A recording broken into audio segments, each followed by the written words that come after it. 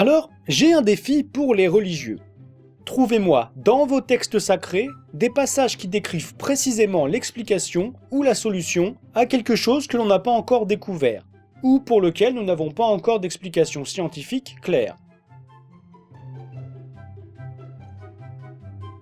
Il y a des religieux qui font du concordisme, c'est-à-dire qu'ils prennent quelques versets écrits il y a longtemps et disent que ça correspond à des découvertes scientifiques récentes. Ils en concluent donc que le livre sacré contient bien la parole de Dieu, car on ne pouvait pas savoir ça à l'époque.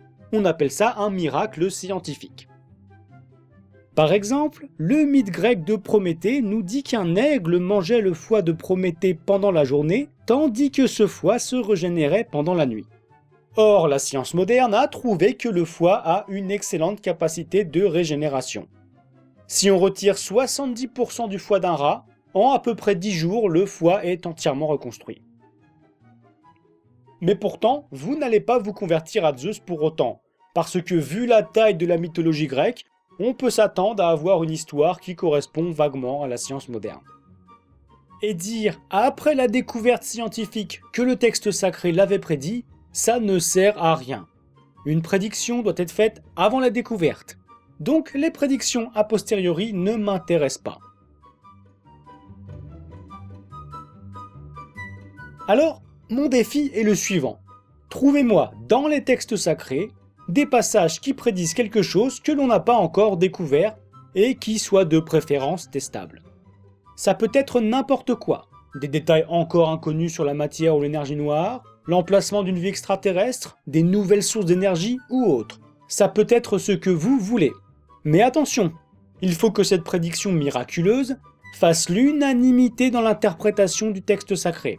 En effet, en faisant des milliers d'interprétations possibles, il y en aura toujours une, assez vague, qui correspondra un peu à la découverte.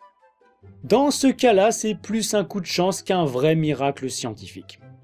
Donc je vous demande, dans les commentaires de cette vidéo, de m'écrire très précisément ces prédictions, avec les références aux passages des textes sacrés qui y correspondent. Si ce sont des sujets en cours d'étude, c'est encore mieux, car on aura une chance de voir le résultat de ces découvertes dans les années à venir. Honnêtement, je suis très curieux de savoir si les textes sacrés prédisent vraiment l'avenir, parce que pour l'instant, à part être interprétés pour que ça corresponde à ce que l'on a déjà découvert, eh bien ces soi-disant miracles scientifiques a posteriori ne m'impressionnent pas du tout. Donc partagez cette vidéo, c'était votre voisin athée et je vous souhaite une excellente journée.